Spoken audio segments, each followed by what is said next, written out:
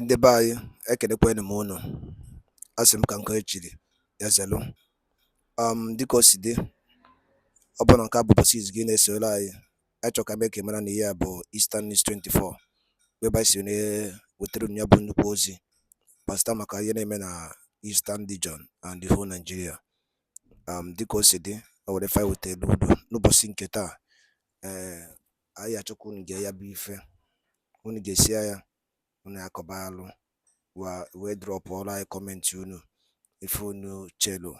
Ka anyị gụọ ya dịka o si dị. Biafra agitation is not about Maazị Nnamdi Kanu or Simon Ekpa. Ka o si wee dị. Biafra agitation it's not about Nnamdi Kanu or Maazị Simon Ekpa. Ege ya bụ ife, ị ga-esi ya gabarụ drọpụrụ your own comment ife iche n'iru akwụkwọ gbasara maka ihe ndị a ịnụ. Alright, over to you, sir. Hello, everyone.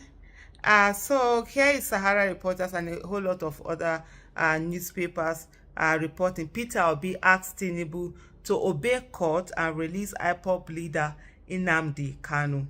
Obi stated that there was no justification for the ongoing detention of the IPOB leader, especially since he has been acquitted by the courts. Peter Obi, the presidential candidate of the Labour Party, has called on Bola Tinubu to release Nnamdi Kanu, the detained leader of the indigenous people of Biafra, IPOB, along with other imprisoned freedom fighters.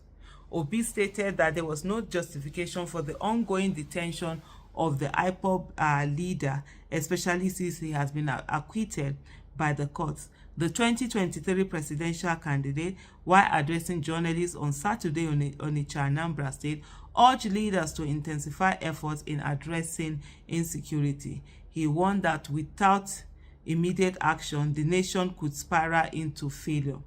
According to him, I don't see any reason for his continuous detention, especially as the courts have granted him bail. The government must obey the court. The rule of law, he said, is an intricate asset that we must cherish and live with. I use this opportunity to plead with the federal government to ensure that all those who are in similar conditions are released and discussed. We are in a democracy, he said, and we should not be doing things that are arbitrary and not within the law. He explained that with the increasing insecurity in the country, Nigeria was gradually moving towards becoming a failed state unless urgent action was taken to salvage the situation.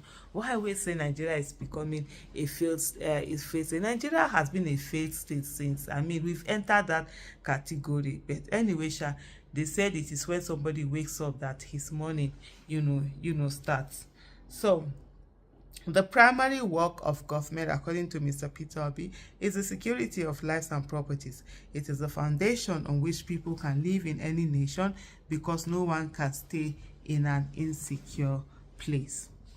It is worrisome what is happening in Nigeria with the news of killings, abductions, and other vices that have made Nigeria one of the most insecure places on earth. In fact, it is leading to a failed nation. I commend the government for their efforts so far, but there's a need to do more, and all leaders must come together to join hands and fight this. In the Southeast, there's a need for the governors to come together to be able to tackle it. Even in economic agenda, I want to see the Southeast governors work closely more. We want to see them come together and also bring together other groups in the zone. I'm against riots or destruction of government assets and properties because it is still scarce resources that we are going to use to repair them. But I'm not against peaceful protest, according to Mr. Peter Obi. Peaceful protest is allowed, but it must be for a reason and not for personal interest of some people to satisfy a particular interest. It must be properly articulated and properly directed. I recall when people said they were protesting police brutality, and I said to them, no, let's rather deal with the leadership. If we have good leaders, their agents can't be bad. The problem is leadership. If the leaders are competent, have the capacity to do the right thing, their agents will follow their example. I want to use this opportunity to say that all those who are being held because of one protest or the other should be released, whether it is freedom fighters, NSAS protesters, or even because of freedom of speech, be it journalists, let them all be released immediately.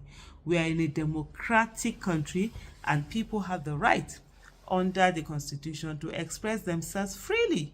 They also have the right to peacefully protest, and we must listen to them. We must listen to those who say they are not happy.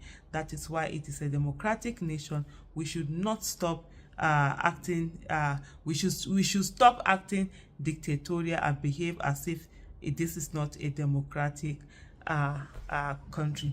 Anyway, so that's what Mr. Peter Obi himself, had said, and the way, like he rightly said, Tinubu and the Nigerian government, of course, do not have any right to keep holding onto onto the IPOB leader Kanu, and of course Nnamdi Kanu, and of course looking at the whole thing with for his victimhood. Unfortunately, it only assures the victimization of everybody. Yes, exactly. But it is now incumbent on those of us who know better to help him to understand that, yes, we understand that that was yesterday.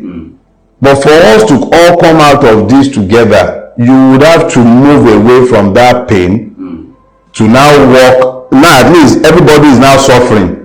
Yorubas will say that it means that until suffering is democratized, it is not possible to end it.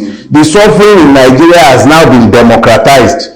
Long ago, I predicted that the Nigerian revolution will start in northern Nigeria. The only reason I said so at the time is because the North had always been the reason we could not find common purpose to fight the evil. But now that the person in power in the presidency is not a northerner and is at best a nominal Muslim, and the suffering has now been fully democratized, the northern street, I'm not talking about the northern elite, the northern street has no interest in forbearing and continuing to suffer. Why is it that all of a sudden everything that they tolerated during the years of Muhammadu Buhari is no longer tolerable? Have you considered that? It's true. Look, I don't know how long it's going to take, but if this mess continues, the problem that will consume this government will start in northern Nigeria. It's not going to start in the east.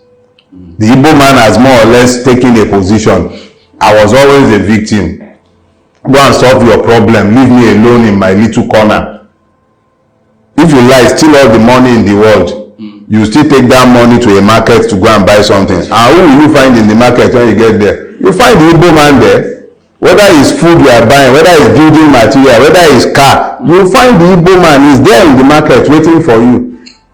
So he's already in a position of advantage. So why would he disadvantage himself unless you people show him a readiness for change? So that is where we are right now. It might seem like nothing is going to happen, but something will definitely happen. This system is not sustainable.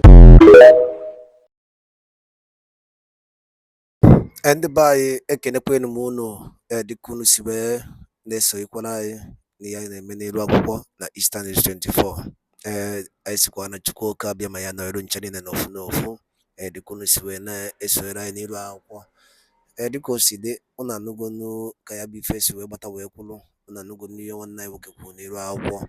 Ka efe were ikwu gbasịta maka ya bụ ihe ndị a niile nụgasị niile nwanne anyị kwugasị gbasịta maka open grazing bill.